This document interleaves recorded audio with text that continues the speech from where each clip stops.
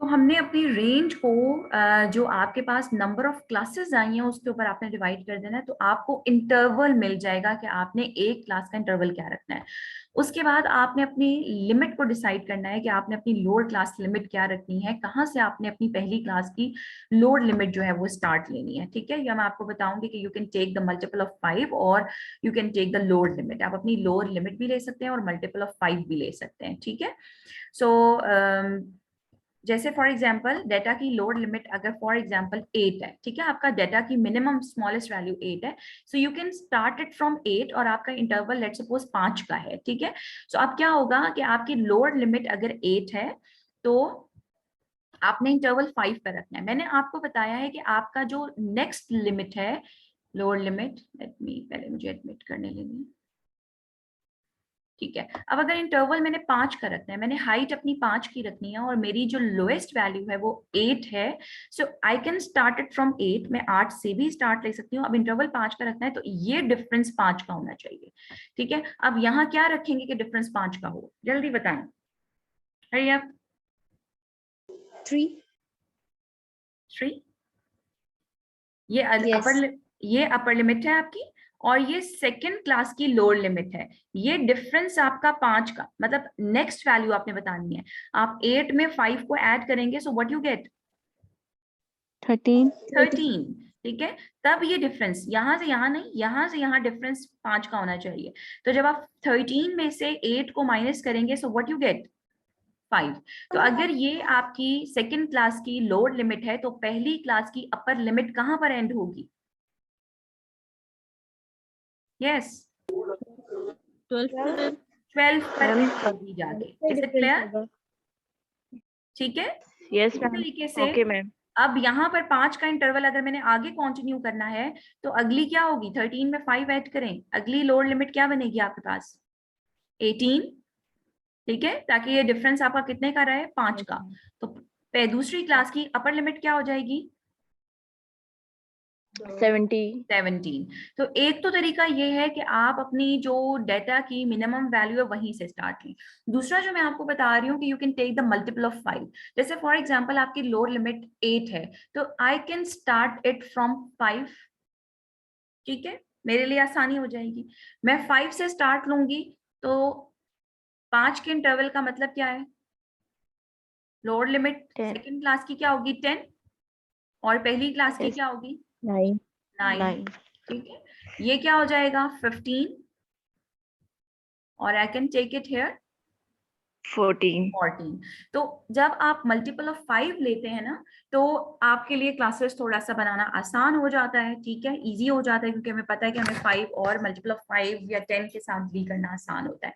इसी तरीके से फॉर एग्जांपल अगर आपकी क्लास की लोअर लिमिट जो है वो 22 है, so you can either start it from 22 और you can start it from, yes, you can start it from 20। Okay, so it's a okay ma'am. Multiple of 5। 5 में या तो एंड पे 0 आता है या 5 आता है। तो अगर 22 है minimum value, you can start it from 20। आप 20 से ले सकते हैं। अगर आपकी मिनिमम वैल्यू 11 है तो बजाय इसके कि आप 11 से स्टार्ट लें, ठीक है, you can start it from 10। अगर आपकी मिनिमम वैल्यू 16 है, you can start it from 15। तो इस तरीके से भी आप कर सकते हैं, और आप चाहें तो आप अपने डाटा की मिनिमम वैल्यू से भी काम कर सकते हैं। बस आपने ये ख्याल रखना है कि आपका इंटरवल कांस्टेंट चलना चाहिए, कि अगर आप 5 के इंटरवल के साथ काम करें तो आपका इंटरवल 5 ही होना चाहिए। ये ना हो कि पहले वाले 2 में 5 का है, अगले वाले में 6 का हो गया, यहाँ पे आपने 19 लिखा हुआ है और यहाँ 18 लिखा हुआ है, यहाँ पे इंटरवल 6 का हो जाएगा। सो कांस्टेंट इंटरवल के साथ जो भी आपको बताया हुआ है, जो आपने डिसाइड किया है, उसके ऊपर आपने काम करना है। उसके बाद आपने जब ये बना ली, डेफिनेटली जब आपका इंटरवल लोअर लिमिट आपकी डिसाइड होगी, आपने बाकी तमाम क्लासेस बना ली, और जब तक आप बनाएंगे जब तक कि आपकी डेटा की हाईएस्ट वैल्यू इंक्लूड नहीं हो जाती, ठीक है, आप कंटिन्यू करते चले जाएंगे इन क्लासेस को जब तक कि आपकी डेटा की मैक्सिमम वैल्यू इंक्लूड नहीं हो जाती। जैसे फॉर एग्जाम्पल अगर आपकी मैक्सिमम वैल्यू जो है वो 22 है, सो मैं यहाँ स्टॉप नहीं कर सकती, आई डेफिनेटली गो फर्दर और मैं 20 से लेकर 24 पर जाकर एंड करूंगी, क्योंकि मेरी मैक्सिमम वैल्यू 22 थी और अब इस लास्ट इंटरवल के अंदर वो वैल्यू इंक्लूड हो चुकी है। उसके बाद जब आपकी सारी क्लासेस बन जाएंगी तो आपने डाटा को टेलीमार्क्स के जरिए, मैं आगे जाके आपको बताऊंगी, आपने तमाम क्लासेस के अंदर डाटा को डिस्ट्रीब्यूट कर देना है, डिवाइड कर देना है, ठीक है। वो टेलीमार्क्स का प्रोसेस होता है और उसके बाद तमाम टेलीमार्क्स को हर क्लासेस के सामने जब उसकी फ्रीक्वेंसी आ जाएगी कि हर क्लास के अंदर कितनी नंबर ऑफ ऑब्जर्वेशन जो हम फॉल कर रही हैं, तो ये आपकी फ्रीक्वेंसी डिस्ट्रीब्यूशन तैयार हो जाएगी।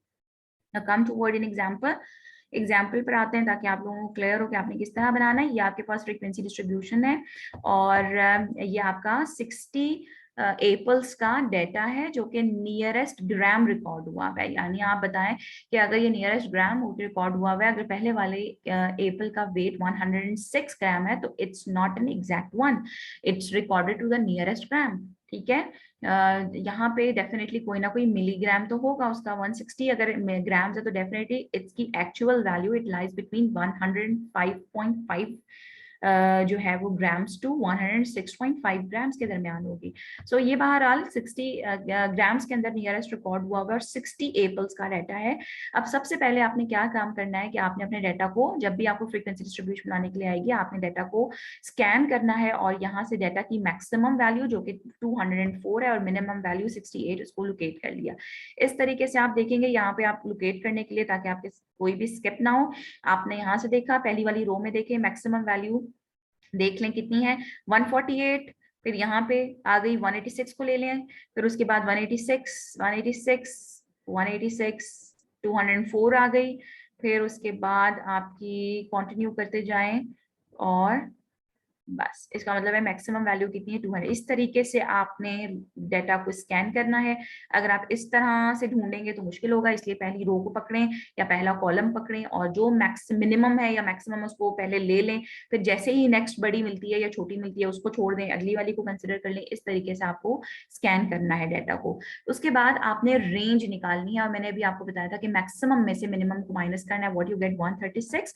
उसके बाद suppose we decide to take 7 classes, उसने डिसाइड किया कि आपने कितनी क्लासेस के अंदर डिवाइड करना है, 7 क्लासेस के अंदर डिवाइड करना है, उसने डिसाइड कर लिया। मैंने आपको बताया कोई हार्ड एंड फास्ट रूल नहीं है यहाँ पर। उसने 7 बाज क्वेश्चंस के अंदर आपको गिवन होता है कि आपने 7 क्लासेस के अंदर डिवाइड करना है, तो आपने 7 क्लासेस के अंदर ही डिवाइड करना है। और अगर आपको उसने कोई कुछ नहीं बताया हुआ, now it's up to you कि आप कितनी क्लासेस के अंदर डिवाइड करते हैं। यहाँ पर उसने 7 क्लासेस के अंदर लिया है, तो जब उसने रेंज को 7 क्लासेस के ऊपर डिवाइड किया तो डेफिनेटली मुझे क्या मिलेगी, मुझे हाइट मिलेगी एक क्लास की। तो जब मैंने इसको डिवाइड किया व्हाट यू गेट 19.47, और मैं चूंकि इसको राउंड ऑफ करूंगी, यहाँ पर मेरा जो डाटा है, जो भी आपका डाटा जितने डेसिमल प्लेस या आपका इंटीजर में है तो क्लासेस भी इंटीजर की बनेगी। अगर आपका डाटा ये सारा इंटीजर डाटा है तो आपकी क्लासेस भी इंटीग्रल होनी चाहिए, इंटीजर्स में होनी चाहिए, ठीक है। होल डाटा होना चाहिए आपका, उसमें कोई डेसिमल नहीं होगा। तो मैं इसको राउंड ऑफ करूंगी और मैंने अपना इंटरवल कितना ले लिया है, 19.47 से 20 ले लिया है। Now we have to decide the lower limit of the class. अब चूंकि मेरी मिनिमम वैल्यू जो है वो 68 थी, तो मैं 68 से भी स्टार्ट ले सकती हूँ, लेकिन यहाँ पर मेरी आसानी के लिए है कि मैं इसको मल्टीपल ऑफ 5 पे ले जाऊं, तो बजाय इसके कि मैं 68 से स्टार्ट लेती, आई स्टार्टेड फ्रॉम 65। अब जब आप 65 से स्टार्ट लेंगे तो अब मुझे ये इंटरवल कितने का चाहिए, मुझे 20 का चाहिए। तो 65 है अगर लोअर लिमिट, तो अपर लिमिट कितनी हो जाएगी जी, कितनी होगी 85। 85। Lower limit of the second class कितनी हो जाएगी 85, और पहली क्लास की अपर लिमिट कहां पर एंड होगी 84 के ऊपर एंड होगी जाके। फिर इसी तरीके से ये इंटरवल 20 का होना चाहिए, तो मैं 85 में 20 को प्लस करूंगी और अपनी थर्ड क्लास की लोअर लिमिट फाइंड आउट करूंगी विच इज 105, और जहां पर ये एंड हो रही है उससे पिछली क्लास की जो आपका वैल्यू होगी वो एंड होगी 104 पे। इस तरीके से आपने कंटिन्यू किया और अप टिल दैट जबकि आपकी मैक्सिमम वैल्यू इंक्लूड नहीं हो जाती, और मेरी मैक्सिमम वैल्यू 204 थी, तो मैंने एंड भी मेरा 204 पे बाय चांस हो रहा है, तो मैंने यहाँ पे लाके इसको स्टॉप कर दिया।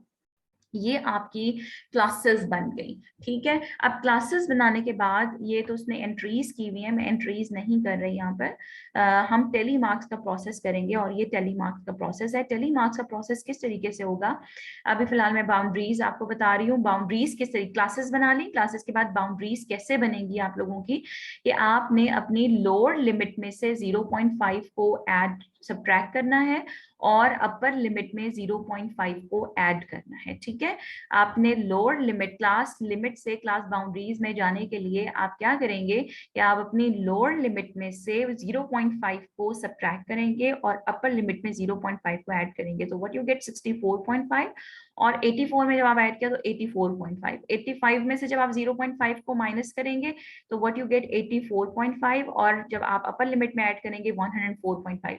तो आप देख रहे हैं कि पहली क्लास जो बाउंड्री है जहां पर एंड हो रही है वहीं से दूसरी इंटरवल की बाउंड्री स्टार्ट हो रही है। तो ये आपकी क्लास बाउंड्रीज बन जाएंगे। मिड पॉइंट्स आपने कैसे लेने हैं, आपने दोनों लोअर लिमिट और अपर लिमिट को प्लस करना है और 2 पे डिवाइड कर देना है। क्लास बाउंड्रीज से भी आप निकाल सकते हैं, इससे भी निकाल सकते हैं, आंसर दोनों से सेम निकलेगा आप लोगों का। 64.5 प्लस 84.5 डिवाइडेड बाई 2 कर लें या 65 प्लस 84 डिवाइडेड बाई 2 कर लें, ये सारे के सारे आपके जो है वो मिड पॉइंट्स जो है वो कैलकुलेट हो गए। These are called the mid points और द क्लास मार्क्स। ठीक है, अब ये टेली मार्क्स का प्रोसेस किस तरीके से आप करेंगे कि आपने ये जो डाटा आपको दिया हुआ है यहाँ पर आपने पहली वैल्यू देखें विच इज 106। आपने क्या करना है कि आपने इस क्लासेस के अंदर जो आपने बनाई है इसमें देखना है कि 106 किस क्लास के अंदर फॉल कर रहा है। 106 इस क्लास में आ रहा है जिसमें 105 से लेकर 124 की क्लास है। तो आपने यहाँ पर ये ऑलरेडी किया हुआ है इसलिए मैं साइड पे कर लेती हूँ, यहाँ पर एक लाइन लगा देनी है। ठीक है, उसके बाद आप और आपने इस वैल्यू को जिसको आपने एंटर कर लिया है उसको आपने यहाँ से या तो इसके ऊपर टिक लगा दें या फिर इसको क्रॉस कर दें। उसके बाद आपकी 107 है, आपने नेक्स्ट वैल्यू को कंसिडर किया। ठीक है, सेकेंड वैल्यू कंसिडर की, वो भी इसी रेंज में आ रही है, आपने एक और लाइन लगा दी यहाँ पे। उसके बाद जो जो वैल्यूज आपकी आती जाएंगी आपने उन वैल्यूज को कंसिडर करते जाना है, वहां से क्रॉस करते जाना है। और ये काम बहुत ध्यान से करना है क्योंकि बाज़ औक़ात हम एकदम से बात करते हैं किसी से तो हम एकदम भूल जाते हैं कि हम कहाँ पे थे या कितनी वैल्यूज हमने इंक्लूड कर ली थी या जो लास्ट वैल्यू थी वो मैंने इंक्लूड कर ली थी या नहीं की थी। तो इसलिए एक रूल डिफाइन कर लें कि जब आप लाइन लगा लें तो आपने उसको क्रॉस करना है। ठीक है, या क्रॉस करने से पहले लाइन लगानी है। तो एक रूल डिफाइन कर लें और आपने ढूंढना नहीं है। अक्सर स्टूडेंट क्या करते हैं कि जैसे फॉर एग्जांपल पहली रेंज आपकी है जी कहां से कहां तक 165 से 84 तक, तो 65 से 84 के दरमियान की वैल्यूज को ढूंढते रहते हैं बीच में और काउंट करते रहते हैं कि ये 1 2 3, इस तरह नहीं करना। एक एक वैल्यू को आप लेते जाएं बिल्कुल सीरीज वाइज और जहां जहां जिस जिस रेंज में वो फॉल कर रही है वहां वहां आप लाइन लगाते जाएंगे और वहां से क्रॉस करते जाएंगे। अच्छा, इसमें आपको एक टिल्टेड लाइन नजर आ रही है, वो इसलिए है कि जब आपके पास लेट सपोज इसमें 4 ऑब्जर्वेशन मेरी फॉल कर चुकी हैं और इसी रेंज में जब मेरी 5वीं ऑब्जर्वेशन फॉल करेगी तो मैंने लाइन सीधी नहीं लगानी बल्कि मैंने 5वीं लाइन को टिल्ट करके लगाना है, क्रॉस कर देना है उसको। फिर जब 6ठी लाइन होगी तो आगे फिर मैंने इसी तरह कंटिन्यू करना है। ठीक है, और जब मेरी इसी तरीके से अगेन 4 के बाद 5वीं ऑब्जर्वेशन फॉल करेगी तो मैंने उसको अगेन टिल्टेड लाइन लगानी है। इसका फायदा ये होगा कि मुझे काउंट करना नहीं पड़ेगा, मुझे नजर आ रहा है कि ये 5 10 15 और ये 2 17 है, ये 10 है, ये आपके पास 9 है। क्योंकि अगर आप सीधी सीधी लाइनें लगाएंगे तो वो एक आपको जो है वो विजुअल प्रॉब्लम आ जाता है। ठीक है, और उसको काउंट करने में डेफिनेटली हमारे अगर ये सीधी सीधी लाइन लगी हो तो प्रॉब्लम आ जाएगी। तो टेली मार्क्स करने के बाद आपने काउंट कर लेना है कि पहली क्लास के अंदर कितनी नंबर ऑफ ऑब्जर्वेशन फॉल कर रही हैं। ये इस क्लास की क्या कहलाएगी, this is called the frequency, और इस फ्रीक्वेंसी का टोटल नंबर ऑफ ऑब्जर्वेशन के इक्वल आना चाहिए। इज इट क्लियर गर्ल्स, ये समझ आ गई आप लोगों ने किस तरीके से फ्रीक्वेंसी डिस्ट्रीब्यूशन लानी है? Yes ma'am. सबको ओके। अब हम यस एक मैम। एग्जांपल और देखते हैं, अगर कोई कंफ्यूजन हो तो मुझे प्लीज बता दीजिएगा। यहाँ पर आपके पास जो एग्जांपल है ये डाटा है आपके पास 88 ऑक्यूपेशनल ग्रुप्स का और इनका एनुअल डेथ रेट आपको बताया हुआ है। अब आपको नजर आ रहा होगा कि यहाँ पे जो डाटा है वो होल नंबर्स का डाटा नहीं है बल्कि ये एक आपका 1 डेसिमल प्लेस डाटा है। तो डेफिनेटली आपकी क्लासेस भी 1 डेसिमल प्लेस की बनेगी। याद रखें कि डाटा अगर इंटीजर्स का है तो क्लासेस इंटीग्रल ही बनेगी, इंटीजर्स की बनेगी, और जो बाउंड्रीज होती है ना वो 1 डेसिमल प्लेस की बनेगी। अगर आपके पास डेटा ही 1 डेसिमल प्लेस का है तो क्लासेस 1 डेसिमल प्लेस की बनेगी और जो क्लास बाउंड्रीज है वो 2 डेसिमल प्लेस की बनेगी। ठीक है, ये आप लोगों को भी मैं बताती हूँ। अब आपने क्या करना है, उसी तरीके से अपने डाटा को स्कैन किया, आपके डाटा की जो मिनिमम वैल्यू है वो 14 है और मैक्सिमम वैल्यू 14.0 है, मिनिमम कितनी है 3.9। ठीक है, और यहाँ पर आपने जो रेंज ली वो कितनी ली, 10.1 आपके पास रेंज आ गई। तो मैंने क्या डिसाइड किया कि चूंकि इंटरवल बहुत ज्यादा, रेंज बहुत ज्यादा नहीं है, 10 का टोटल रेंज है आपके पास, तो मैंने क्या किया कि मैंने इंटरवल 1 का जो है वो यहाँ पे कंसिडर कर लिया। इंटरवल कितने का रखा है, 1 का इंटरवल रखा है आपने यहाँ पर, और आपकी डेफिनेटली 10 क्लासेस जो है वो बन जाएंगी। यानी अगर मैं 10 क्लासों के अंदर डिवाइड करूं तो मैं इसको 10 के ऊपर डिवाइड करूंगी और यहाँ पे मेरे पास 1 पॉइंट समथिंग जो है वो आपके पास आ जाएगा। इट मींस कि आपका जो इंटरवल है एक क्लास का वो 1.0 का होना चाहिए। इंटरवल कितने का होना चाहिए, 1.0। 1.0 मैं क्यों ले रही हूँ, क्योंकि मेरे पास डेटा 1 डेसिमल प्लेस का, इसलिए मैंने 1 नहीं लिया बल्कि 1.0 लिया। अब मिनिमम वैल्यू आपकी 3.9 है, so it's better to start from 3.5। मैं 3.5 से स्टार्ट ले लूं या मैं 3.9 से ही स्टार्ट ले सकती हूँ, तो इट्स बेटर कि मैं 3.5 से स्टार्ट लूं। अब आप यहाँ पे देखें कि आपका जो डेटा है वो 3.5 से स्टार्ट हो रहा है और मेरा इंटरवल मुझे कितने का चाहिए, मुझे 1 का इंटरवल चाहिए यहाँ पे। तो अगली जो लोअर लिमिट होगी वो क्या होगी, 4.5। ठीक है, और 4.5 आपकी अगली लिमिट होगी, तो पहली क्लास की लोअर लिमिट कहाँ पर एंड होगी, इस चीज का आपने ख्याल रखना है। स्टूडेंट 4.0 पे एंड कर देते हैं। 4.5 से पिछली वैल्यू अगर मैं 1 डेसिमल प्लेस की बात करूं तो वो कौन सी है आपकी, 4.4 है। इसी तरीके से ये इंटरवल अगर मैंने 1 का रखा है तो 5.5 यहाँ पर आ गई और इससे पिछली वैल्यू कितनी हो गई, 5.4 की हो गई। इस तरीके से आपने कंटिन्यू करना है अप टिल दैट कि आपकी डाटा की मैक्सिमम वैल्यू जो है वो इस डाटा में इंक्लूड नहीं हो जाती। अब क्लास बाउंड्रीज बनाने के लिए जो मैंने अगर आपका जो इंटीग्रल डाटा था तो मैंने 0.5 को माइनस किया था। अब ये 1 डेसिमल प्लेस का डाटा है तो 0.5 लोअर लिमिट में से सब्ट्रैक्ट नहीं होगा बल्कि 0.05 सब्ट्रैक्ट होगा। पॉइंट के बाद जितने डेसिमल वैल्यूज होंगे 5 से पहले उतने जीरोज लग जाएंगे। प्लीज इस बात को अंडरस्टैंड करें, अगर आपका क्लास 1 डेसिमल प्लेस का डाटा है तो 0.5 को सब्ट्रैक्ट नहीं करना, 0.05 का सब्ट्रैक्ट करना है। फॉर एग्जाम्पल आपका डाटा 2 डेसिमल प्लेस का होता, लोअर लिमिट आपकी 0.50 होती, तो मैं फिर 0.05 को सब्ट्रैक्ट नहीं करती। आपके पास पॉइंट के बाद 2 डेसिमल प्लेस की वैल्यूज है तो 5 से पहले 2 जीरोस लगेंगे। आप अपनी लोअर लिमिट में से 0.005 को सब्ट्रैक्ट करेंगे और अपर लिमिट में 0.005 को ऐड करेंगे।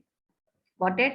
अगर 3 डेसिमल प्लेस का डाटा होगा तो आप 0.0005 को 0005 को सब्ट्रैक्ट करेंगे और 0.0005 को ऐड करेंगे। तो अब आपका जब आप 1 डेसिमल प्लेस का डाटा है तो लोअर लिमिट में से आपने 0.05 को सब्ट्रैक्ट किया और अपर लिमिट में 0.05 को ऐड किया है। तो आपकी लोअर लिमिट क्या बनी है, बाउंड्री बनी है 3.45 और upper limit 4.45। Lower limit 4, automatically आपकी जो है वो बाउंड्रीज बनना शुरू हो जाती हैं, जहां पे पहली एंड होती है वहीं पे दूसरी स्टार्ट हो जाती है। उसी तरह टेली मार्क्स का प्रोसीजर किया, जिस तरह मैंने आपको समझाया है, काउंटिंग नहीं करनी, एक एक वैल्यू को देख के आपने टेली का प्रोसेस करना है और उसके बाद उसकी फ्रीक्वेंसीज को काउंट करके लिख देना है और total frequency total number of observation के इक्वल आनी चाहिए। इज इट क्लियर गर्ल्स, ये बात क्लियर हो गई है? Yes, ma'am.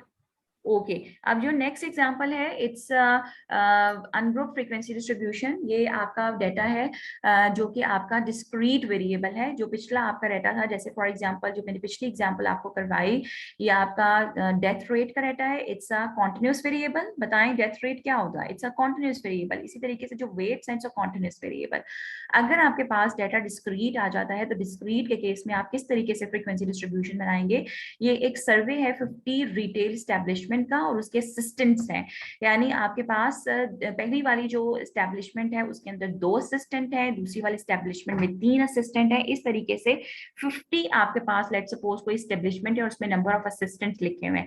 तो आप अब मुझे बताएं कि जो नंबर ऑफ असिस्टेंट्स हैं they are basically the number of individuals. ये एक डिस्क्रीट वेरिएबल है। इंडिविजुअल या नंबर ऑफ असिस्टेंट्स कभी भी 1.5 2.5 नहीं हो सकते, वो डेफिनेटली कोई ना कोई होल नंबर होगा। तो ये आपका डाटा है और वो कहता है अरेंज करें फ्रीक्वेंसी डिस्ट्रीब्यूशन में। इस सूरत के अंदर जब आपका डाटा डिस्क्रीट होता है तो क्लासेस नहीं बनती, ऐसे नहीं बनती कि लोअर लिमिट और अपर लिमिट, ऐसे नहीं होता। बल्कि हम क्या करते हैं कि हम जितनी भी वेरिएबल की वैल्यूज हैं उनको वंस अ टाइम अरेंज करके इसी तरह से जो है वो लिख लेते हैं। जैसे यहाँ पर आपका जो वेरिएबल है वो नंबर ऑफ असिस्टेंट्स है।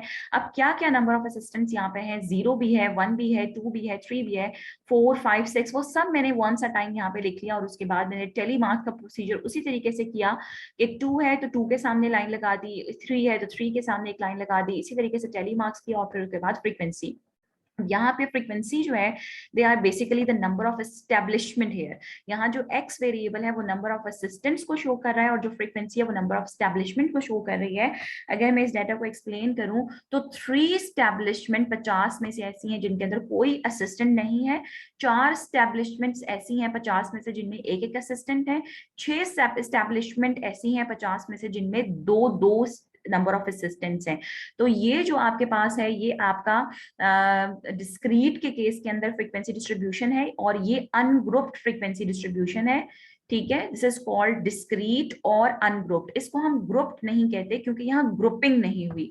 ये वाला ग्रुप डेटा कहलाता है क्योंकि यहाँ ग्रुपिंग हो जाती है। और ग्रुप फ्रीक्वेंसी डिस्ट्रीब्यूशन का एक डिसएडवांटेज ये है कि यहाँ पे जो ऑब्जर्वेशंस होती है ना वो अपनी पर्सनल आइडेंटिटी को लॉस कर देती हैं। जैसे ये डाटा है, this is a raw data, यहाँ मुझे पता है हर ऑब्जर्वेशन की एक अपनी पर्सनल आइडेंटिटी है, लेकिन जब मैंने इसको फ्रीक्वेंसी डिस्ट्रीब्यूशन के अंदर बनाया तो देखिए जब आपको ये डाटा दिया जाएगा तो मुझे ये पता है कि 3.5 से लेकर 4.4 के दरमियान एक ऑब्जर्वेशन फॉल कर रही है, 4.5 से लेकर 5.4 के दरमियान 4 ऑब्जर्वेशन फॉल कर रही है, लेकिन वो ऑब्जर्वेशंस कौन सी हैं जब मैंने फ्रीक्वेंसी डिस्ट्रीब्यूशन बना ली तो मुझे नहीं पता। मुझे सिर्फ इतना पता है कि 4.5 से लेकर 5.4 के दरमियान 4 है, वो 4.6, 4.7, 5.2, 5.1 भी हो सकती है, वो सारी की सारी 4.7, 4.7, 4.8, 4.8 की भी हो सकती हैं, लेकिन वो एक्चुअल क्या है वो मुझे नहीं पता। तो फ्रीक्वेंसी डिस्ट्रीब्यूशन का एक डिसएडवांटेज क्या है कि यहाँ पर ऑब्जर्वेशंस अपनी पर्सनल आइडेंटिटी को लॉस कर देती हैं, इसलिए हम इसको ग्रुप फ्रीक्वेंसी डिस्ट्रीब्यूशन कहते हैं क्योंकि यहाँ ग्रुपिंग हो गई है। ये आपकी डिस्क्रीट फ्रीक्वेंसी डिस्ट्रीब्यूशन या अनग्रुप्ड क्यों कहला रही है, क्योंकि यहाँ पर ऑब्जर्वेशन अपनी पर्सनल आइडेंटिटी को लॉस नहीं कर रही। आप यहाँ पर देखें कि अगर मैं चाहूँ तो मैं दोबारा से इस डेटा से इसको जनरेट कर सकती हूँ। मैं 0 को 3 दफा लिखूंगी, 1 को 4 दफा लिखूंगी, 2 को 6 दफा लिखूंगी। बात समझ आ रही है मेरी? Yes ma'am. ठीक है, और यहाँ पर आपके पास अगर ये डाटा मौजूद हो तो इस डाटा से मैं वापस अपने ओरिजिनल डाटा में नहीं जा सकती। तो ये आपका अनग्रुप का जो है वो डाटा हो गया। आपकी नेक्स्ट क्लास है बच्चे? Yes ma'am. ओके, सो ये कुछ मैं आप लोगों को पीडीएफ सेंड करूंगी, आप लोगों ने आज बैठ के इसके ऊपर काम करना है। ठीक है, ये कुछ आपके पास डाटा है, इसमें आपको दिया हुआ है ऑलरेडी कि आपने 5 के इंटरवल के साथ काम करना है। Now it's up to you, 100 का डाटा है, आपने लोअर लिमिट और अपर लिमिट को डिसाइड करके रेंज निकालनी है। और जिस तरीके से 5 का इंटरवल के साथ मुझे ये क्लासेस चाहिए, कल मैं आप लोगों से पूछूंगी कि आप लोगों ने काम किया है कि नहीं। इसी तरीके से ये यहाँ पे ऑलरेडी आपको थोड़ी सी एक्सप्लेनेशन उसने दी हुई है कि आपने किस तरह से चलना है, साथ साथ आपने क्लास बाउंड्रीज भी बनानी है। यहाँ पे इसमें 0.05 सब्ट्रैक्ट होगा बाउंड्री के लिए और अपर लिमिट में 0.05 ऐड होगा। So try to attempt these questions, ये आप लोगों ने अटेम्प्ट करने हैं। ठीक है, ये सारे क्वेश्चंस मैं आपको सेंड कर दूंगी, इनको अटेम्प्ट करने की कोशिश करनी है। ठीक है गर्ल्स, तो कल इंशाल्लाह 8:30 ऑनवर्ड आपको दोबारा कंटिन्यू करते हैं। Okay okay ma'am. Okay, screenshot attendance का प्लीज शेयर कर दीजिएगा। ओके, अल्लाह हाफिज। अल्लाह हाफिज मैम।